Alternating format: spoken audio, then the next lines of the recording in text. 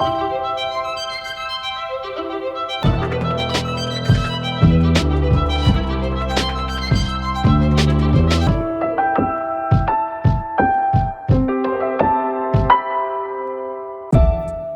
everyone. Welcome to Georgia O'Keeffe, Mother of American Modernism. I'm Matt Pelsinski, and I am in New Jersey, and I'm very happy to be here today to talk to you about one of the most important artists in the art historical canon, and certainly one of the most important artists in 20th century art. Today, we'll see why that is, and we'll begin to understand some of the complexities of the work of one of the most intriguing painters of the century.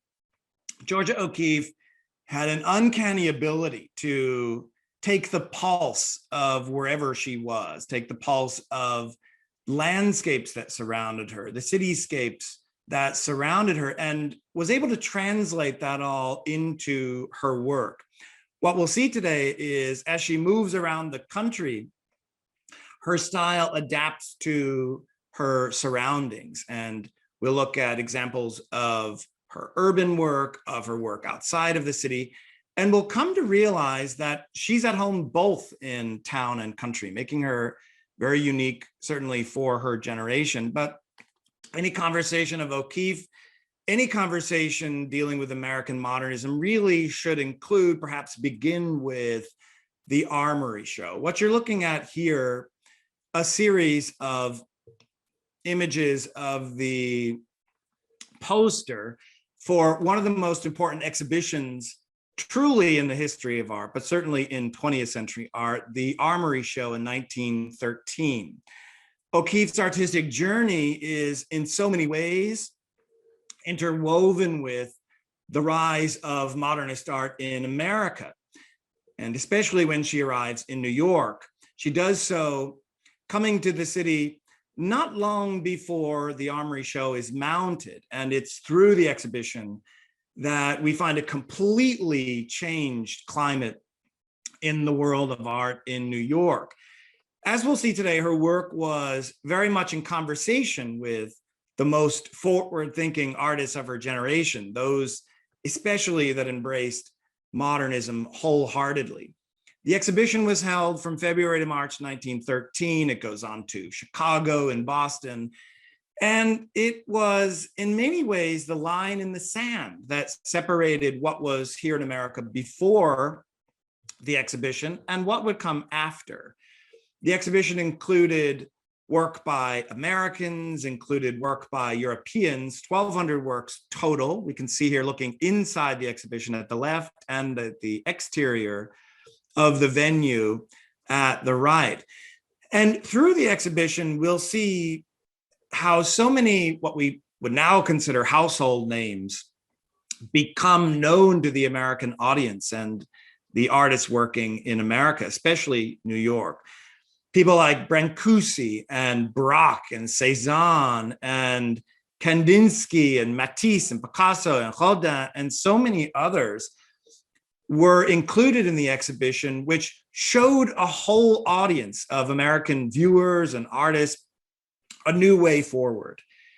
America was, in many ways, the great inheritor around 1900 of 2 centuries of forward-thinking and excellent art here in the States. But after the Armory Show, it becomes clear that those traditions will evolve and they will advance, because now we have modernism on our shores. Today, we'll look at how O'Keeffe not only fits into all of that climate, but was able to become central in the discussion of American modernism, the discussion that the Armory Show really solidified.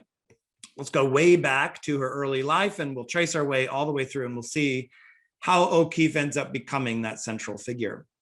She was born in 1887, second of 7 children, first of 5 daughters, named Georgia Tato after her grandfather, George Tato, a Hungarian count who had immigrated to America in 1848. Grew up initially on a farm near Sun Prairie, Wisconsin. Her parents were dairy farmers.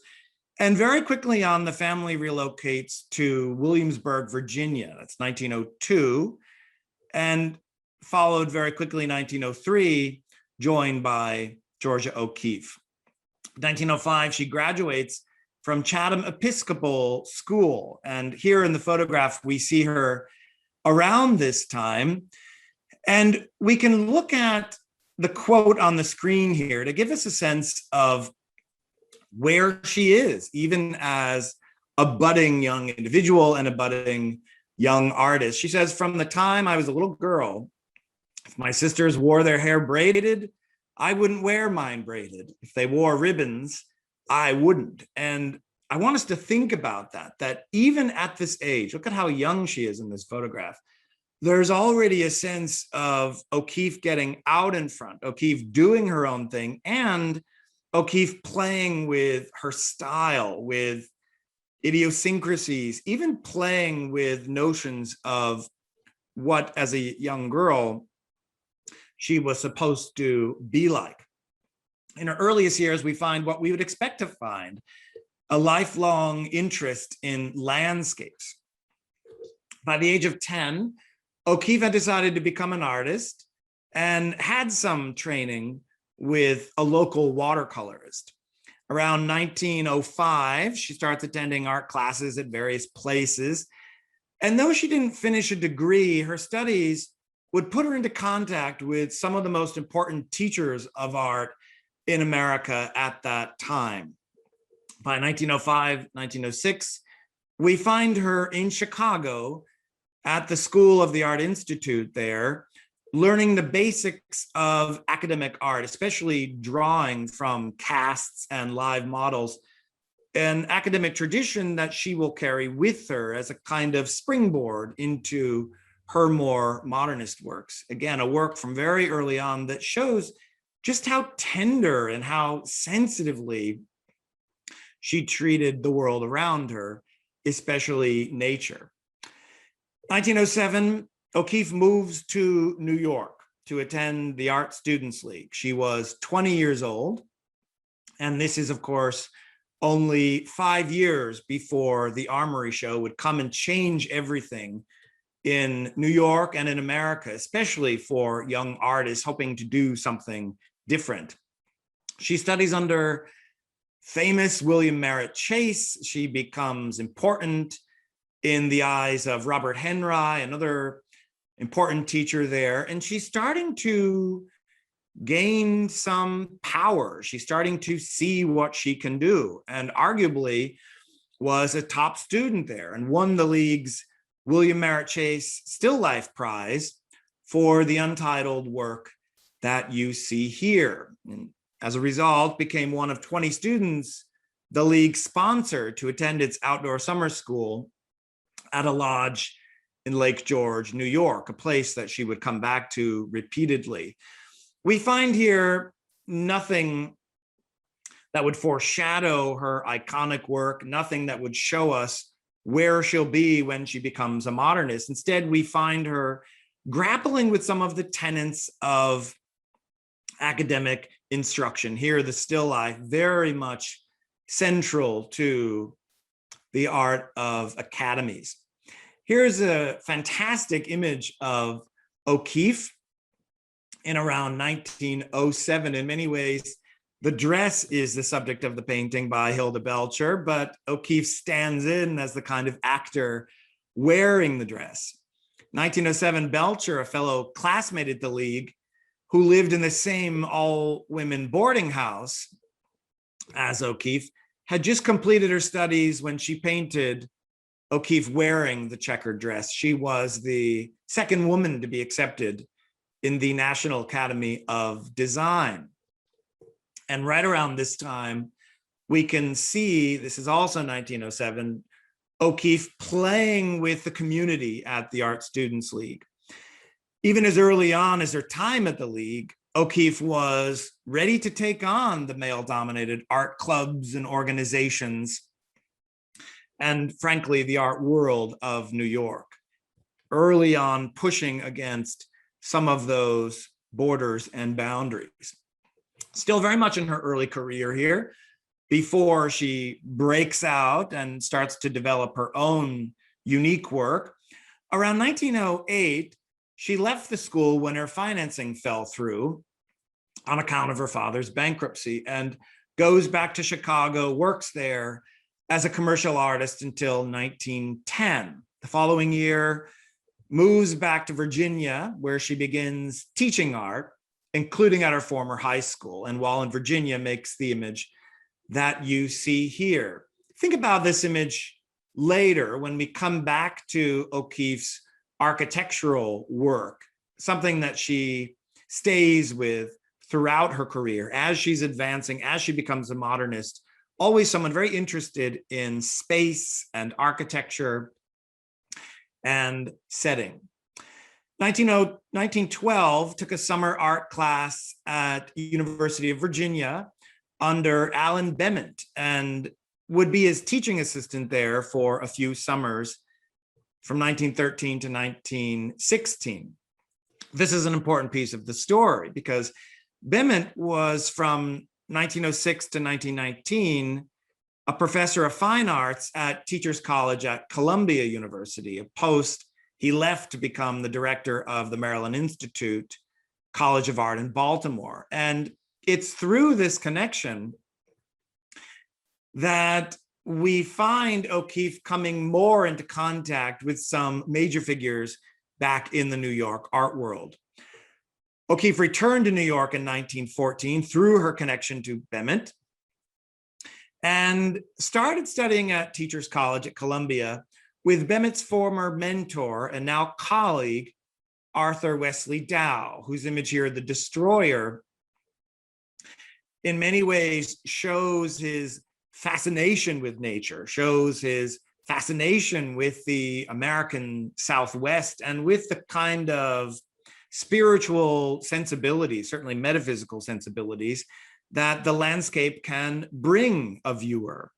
This is very early on, and we're starting to see through her teachers, O'Keeffe develop this kind of pattern where she too will be very interested in consuming the landscape and pulling from it for her own work.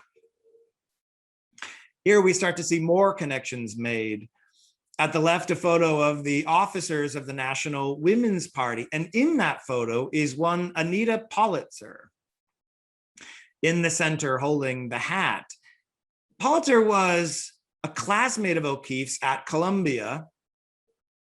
And it's through that connection that we find O'Keeffe meeting one of the major figures in her life and in career. Politzer becomes a crucial link in O'Keeffe's story. No doubt recognizing her affinity for modernism as it's bubbling up in America, Politzer brings a set of O'Keeffe's charcoal drawings, one of which you see here, to Alfred Stieglitz. Stieglitz immediately offers to show this work and 9 of the other charcoals at a group exhibition at his New York gallery. This is 1916.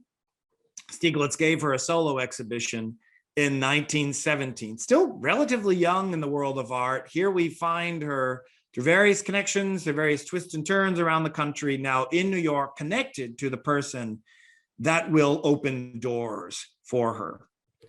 Stieglitz is one of the major proselytizers of modern art in America and one of the major forces behind seeing photography as an art form, all through his gallery.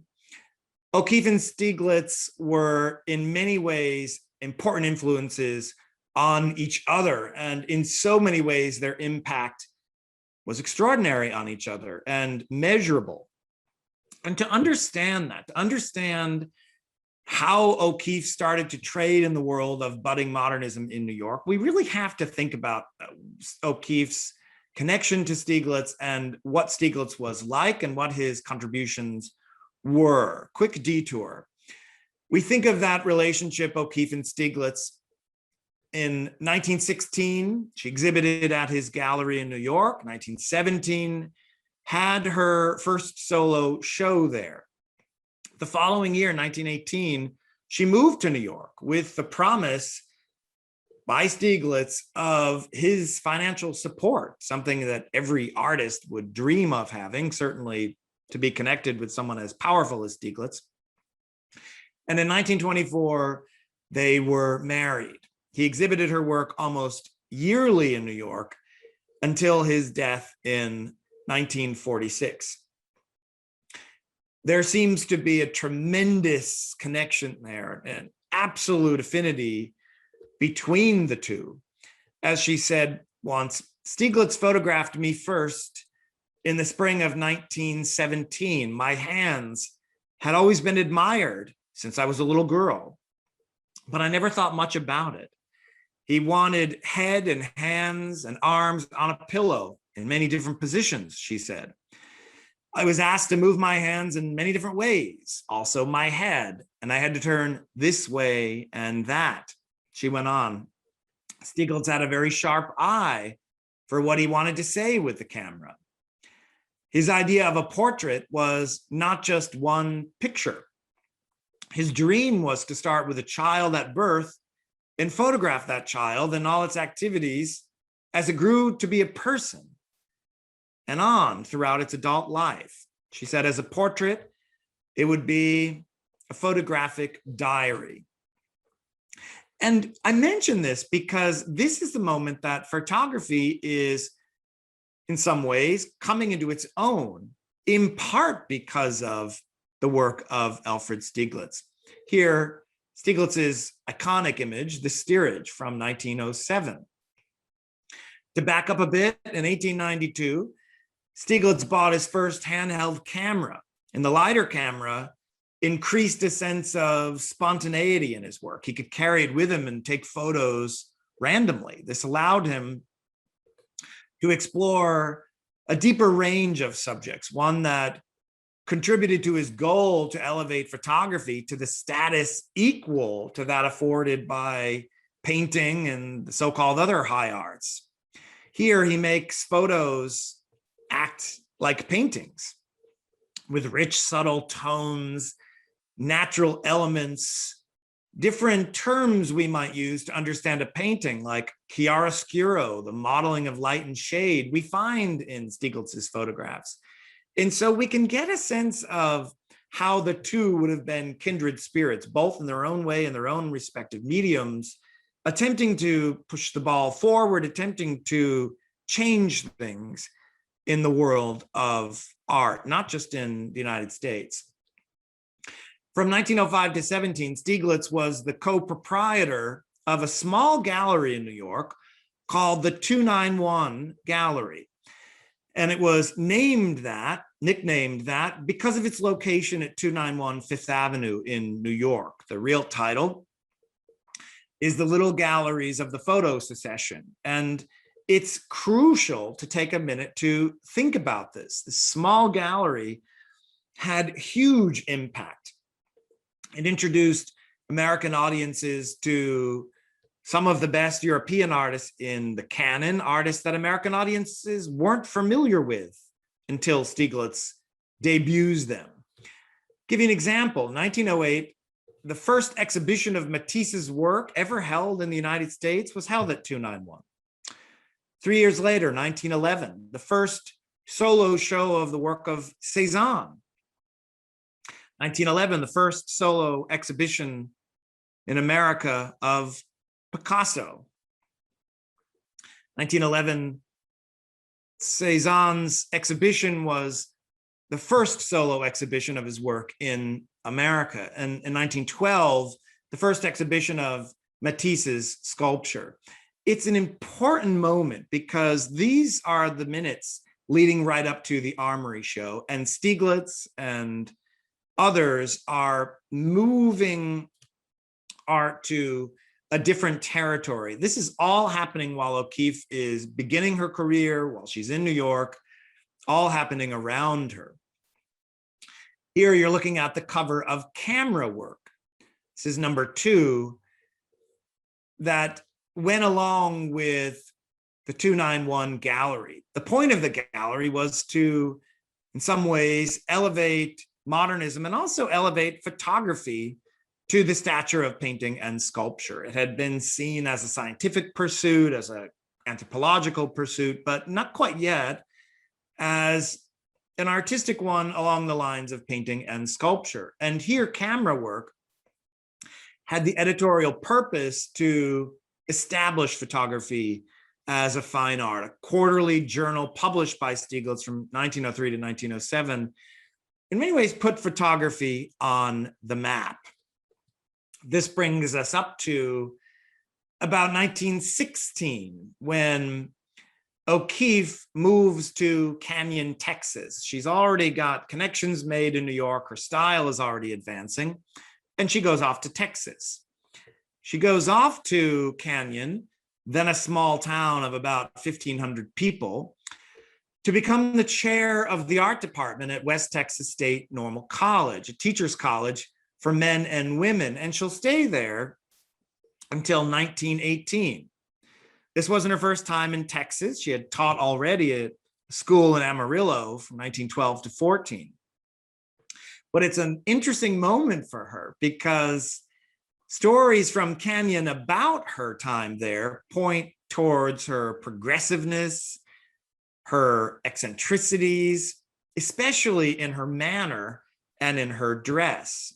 Many locals considered her going barefoot in public on a hot day, among other things that she did, to be what in those days was considered unladylike. She's already pushing against so many of these walls surrounding her. But O'Keeffe wasn't in Canyon to assimilate. She used her time there to advance her art. With Palo Duro Canyon only 12 miles from the college, she absorbed the colors, the ruggedness, the sensations of the Texas landscapes. And immediately we'll start to see that change her work and change it very, very quickly. Out of that connection to the landscape came pictures like these, where we can start to see forms that relate to the world around her, but in many ways we find abstractions of those natural subjects. At the left, for example, we see something of a set of trees emerging at the bottom left, the green, almost one by one in front of a dark blue sky. The abstractions she made at this time became her first truly modern works.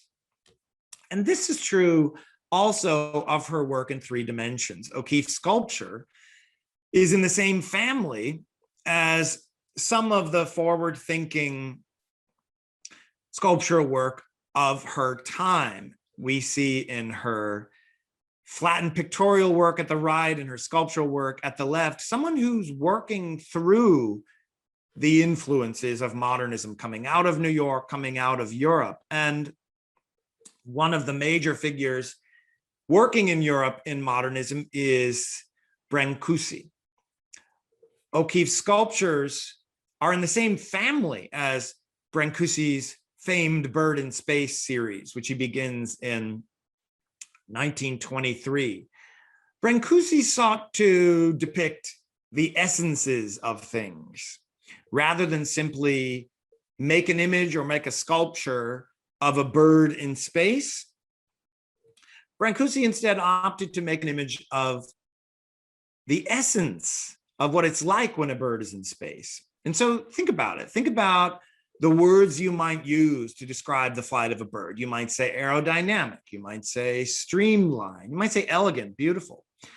You can take those words and apply them to a sculpture so that we have a sense of streamlined aesthetics in the sculpture. And it feels like the essence of the flight of a bird, but it doesn't actually look like the flight of a bird. And this is the kind of out-of-the-box thinking that we see coming out of the major modernists in Europe and eventually in America. We see O'Keeffe playing very much with this idea, titling her work Abstraction. But it's really in 1918 that we see a big paradigm shift in some ways from everything you've heard about up until now in her life to everything that comes after. 1918, O'Keeffe left her full-time position in Texas and moved back to Manhattan to become a full-time artist. This couldn't have been easy. This couldn't have been a decision that she made lightly. Not all artists go on to have the career of O'Keeffe. Not all artists end up having the kind of community and influence that O'Keeffe did. New York would be her primary residence until she relocated to New Mexico in 1949. So we've got lots of decades here in the interim. Stieglitz arranged for her to live and work on East 59th Street, and immediately we'll start to see her work just come out of the box, really reach towards new territory, both in her own career and in the entire climate of New York art at that time. And it's at this time, the 1920s, that O'Keeffe developed what we can call her signature style, a kind of blend of symbolism, abstraction, and a little touch of photography. Don't forget, she's extremely close to Stieglitz during all of this. She starts to apply her paints thinly to give a kind of tactical effect, to add to that sense of wonder and mystery and abstraction. When we start to see her work this way, pulling her subjects away from the known, so that we look at a painting like Lake George at the left, and we're not exactly sure what we're looking at, we then see her in conversation with the artists that will become the cornerstones of American modernism. What we'll do is start to see how her work is very much in conversation with that of her contemporaries, is pulling from their work, is adding to their work. And as we look through artist by artist, establishing her connection to the major artists of the time, we'll see that O'Keeffe makes herself very much at the center of American modernism. Here we have Charles Demuth, his image of grain elevators in Lancaster. Demuth was frail, a good deal of his life, suffered from lameness as a child. And here we find him as an adult recuperating in his hometown of Lancaster. And what could be better architecturally speaking to honor his hometown of Lancaster than the grain silos that you see here? Demuth is thinking of Egypt as exile for the biblical story of exile. And we find Demuth playing with imagery. This is quasi-photographic in a way, but it's also moving out of the world of what's easily recognizable. And we'll see O'Keeffe do this, but also go off in her own way, where Demuth is precise and clean and absolutely mathematical about his lines. We find O'Keeffe much looser, much more, in a way, metaphysical and spiritual.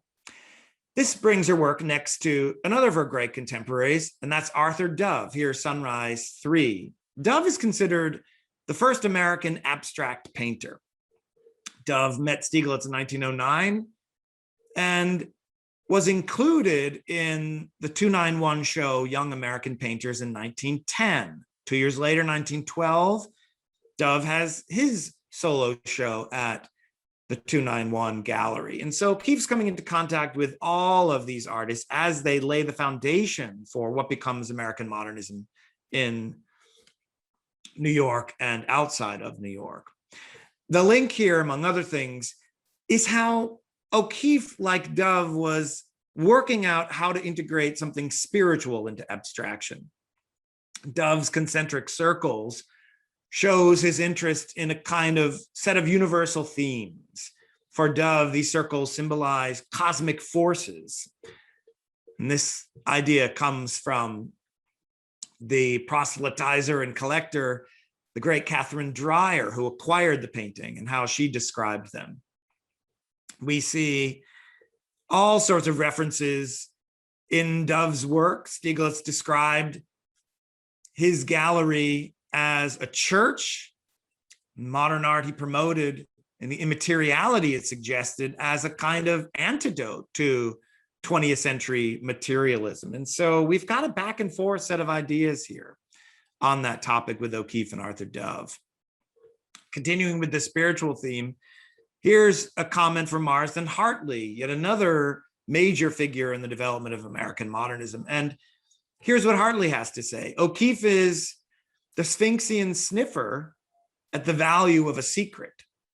She has walked on fire and listened to the hissing of vapors around her person. Hartley's comments come from a brochure that accompanied her first exhibition at 291.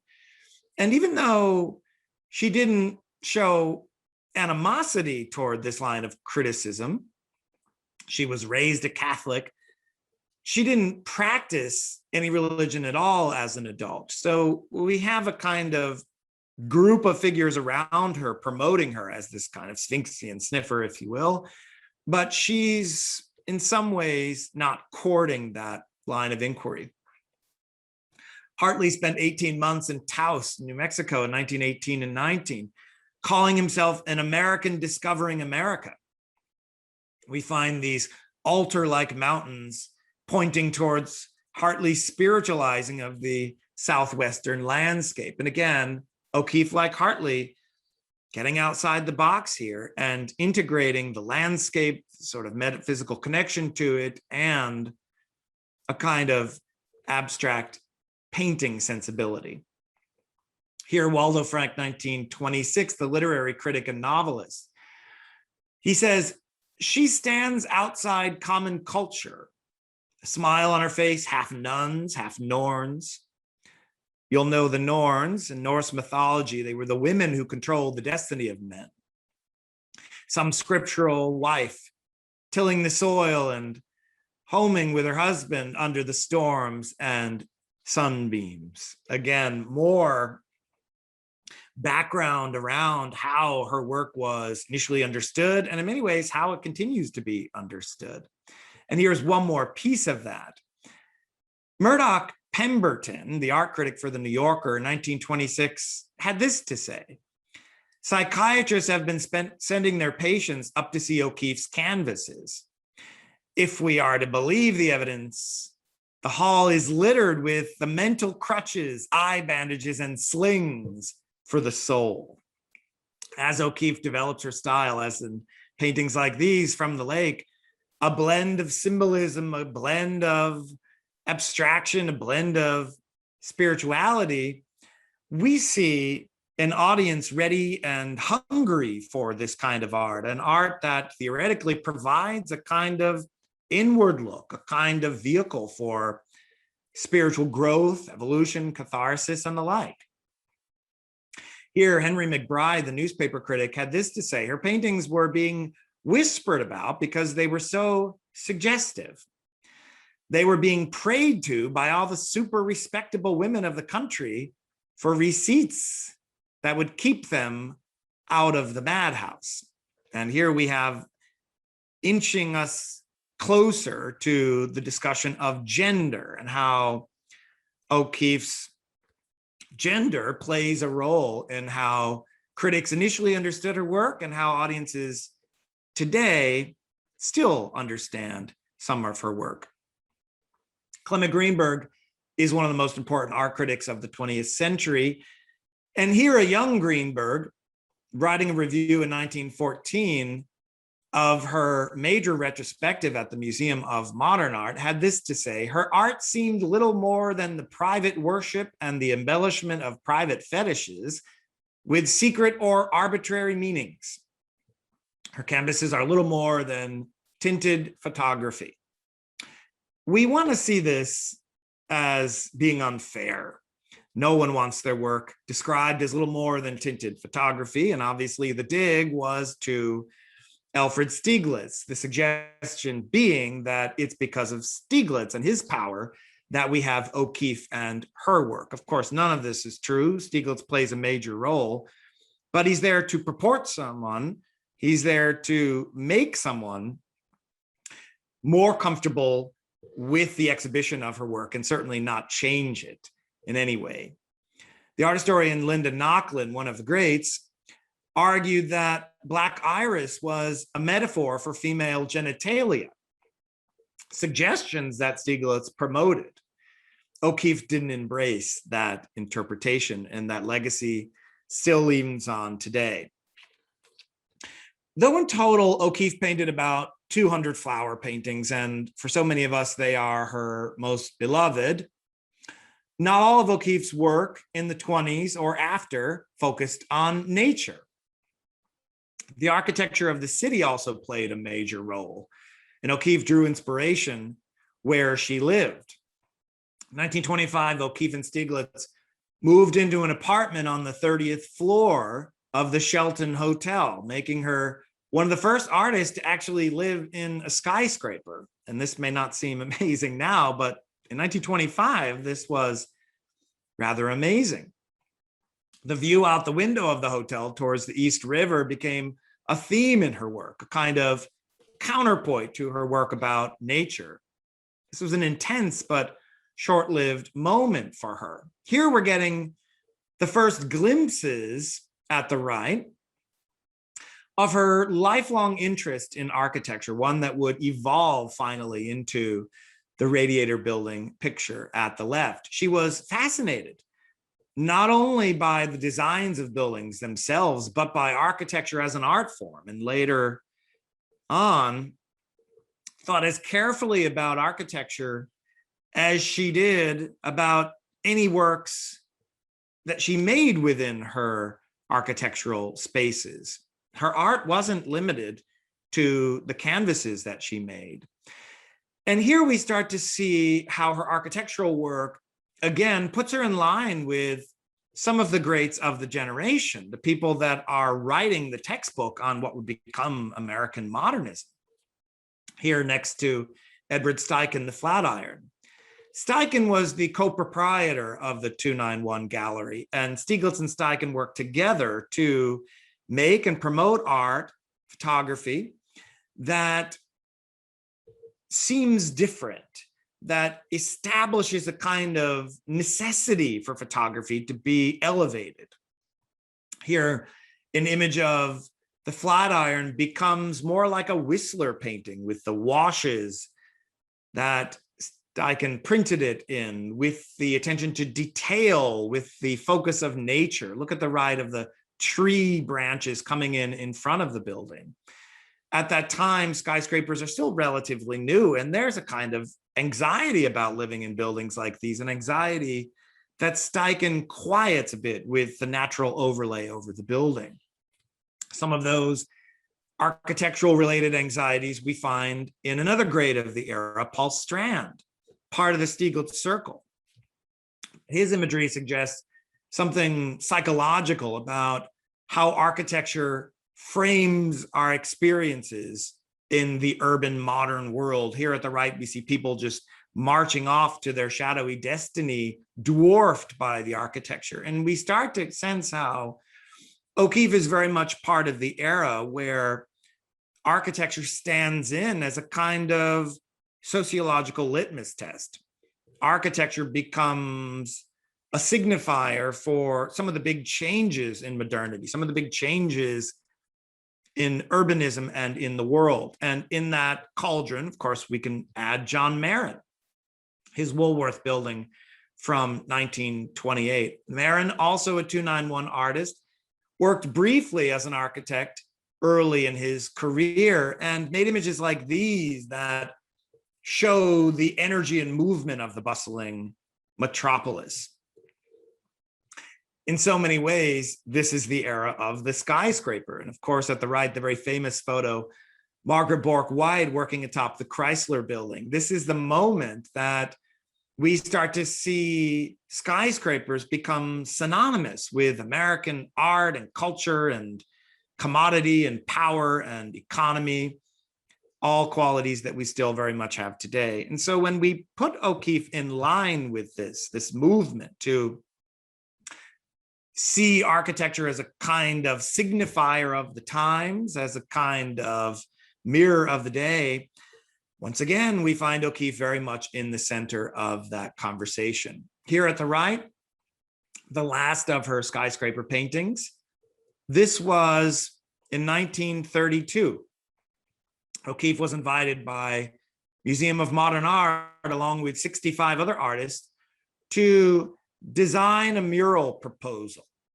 Her colors and flowers suggest her autobiographical claim to a subject, the architecture of the city, that was dominated by male artists in her circle. Think of the artists that we've just gone through, mostly male. O'Keeffe's offering an architecture by a female artist. And here at the right, she incorporates some of those images of her flowers to underscore that. While she's making images of architecture in a male-dominated field, she's still very much her own voice, pushing against the dominant trends. Flowers float on the surface at the right, suggesting her return to the imagery of the natural world.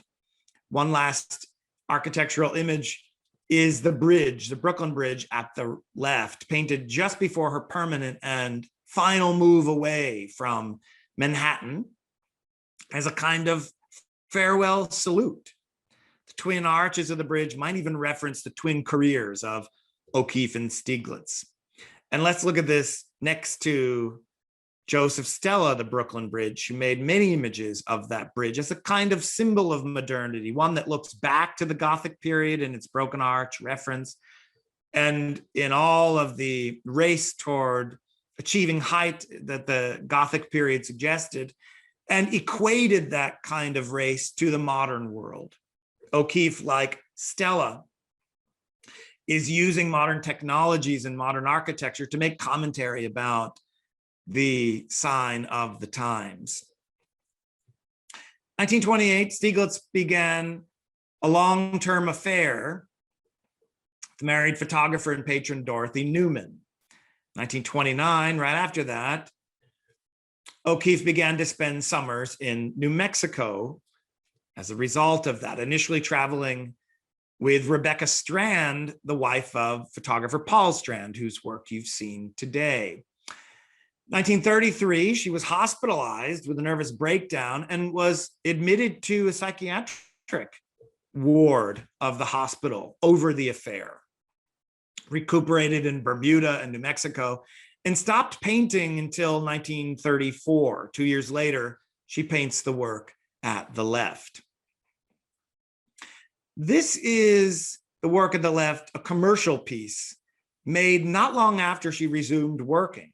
It was a site-specific word made for Elizabeth Arden's Fifth Avenue salon as part of pioneering role of salons as spas. The painting hung in an open area for reading and for exercise, and she received $10,000. That's about $170,000 today. So by this time, she is as commercially successful as she is critically successful. At the right, red and pink, an earlier commercial work for the Cheney Brothers Silk Company.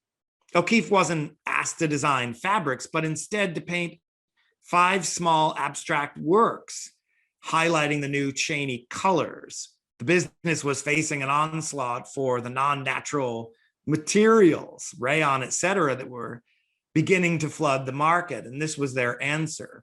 And O'Keeffe gets involved with this. And here's another interesting commercial project that she dipped into for a time. 1939, O'Keeffe traveled to Hawaii, spending 9 months in Oahu, Maui, Kauai, and on the Big Island. All expense paid trip to make 2 works for the Hawaiian Pineapple Company, later named the Dole Company, to be used in advertising. None of the works depicted a pineapple, by the way. Well past the deadline for submitting her work, she sent the company 2 works, neither images of pineapples.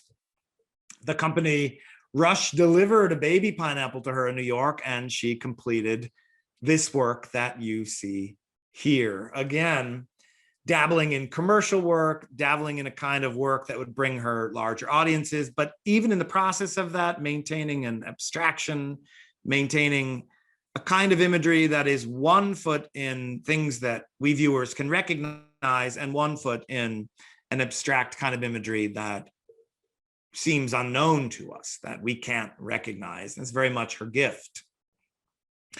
1938, Stieglitz had his first of 6 heart attacks. And in 1946, he suffered a stroke, fell into a coma. O'Keeffe returns to New York, finds Dorothy Newman in the hospital room. O'Keeffe is with Stieglitz when he died. And it's around this time, shortly thereafter, 1945, that she buys an abandoned and crumbling adobe hacienda in New Mexico, in Abiquiu. She spent 3 years renovating it, made it her permanent home after Stieglitz died. She had first visited in 1931.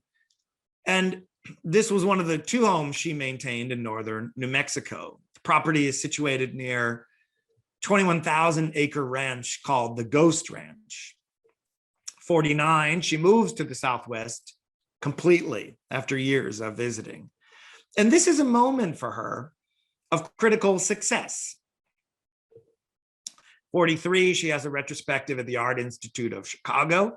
46, the first woman artist to have a retrospective at MoMA.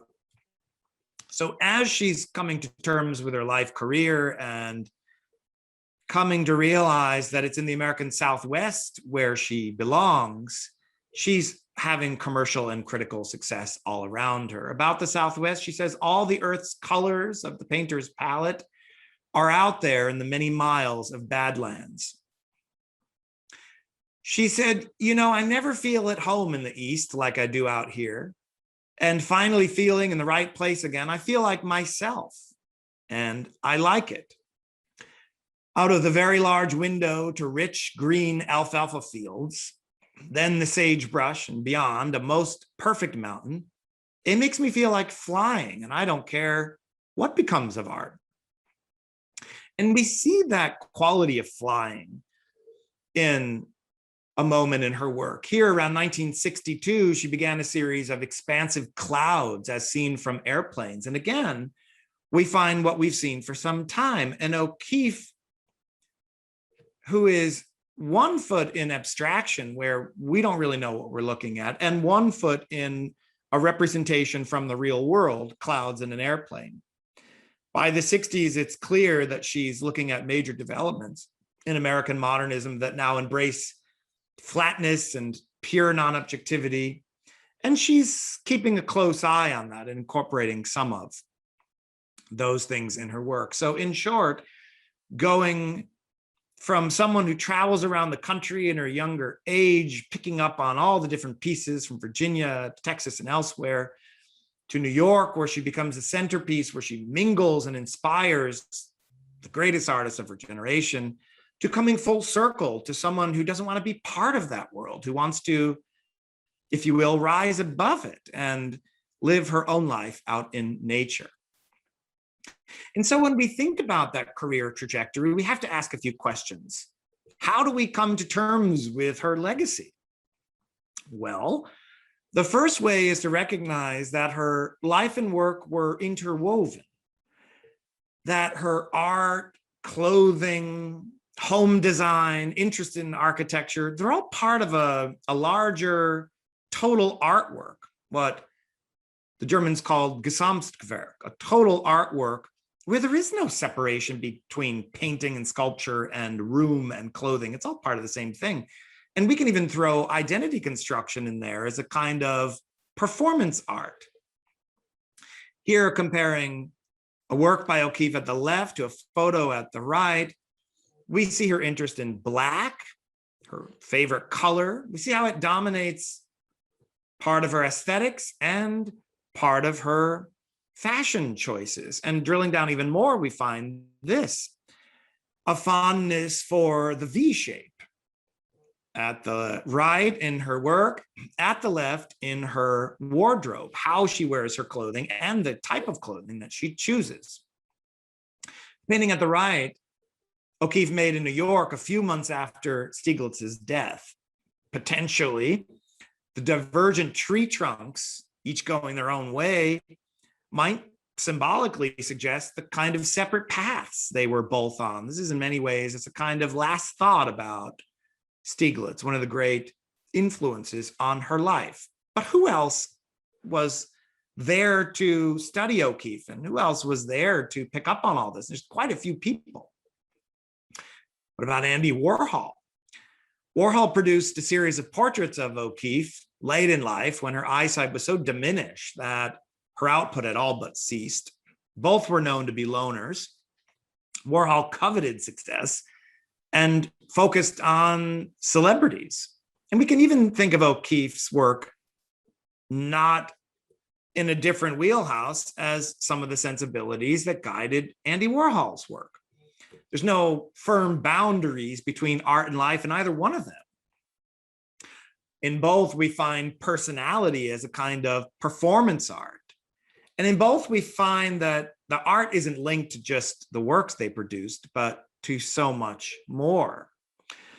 We can think of O'Keeffe next to Mondrian, one of the greats of European modernism. Here at the right, Mondrian in his laboratory; at the left, if you will, O'Keeffe in hers.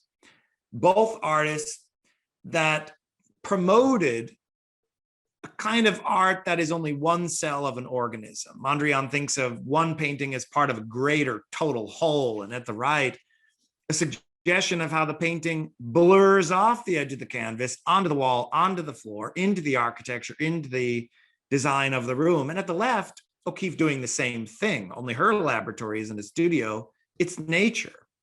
The imagery falls off the painting into the natural surroundings.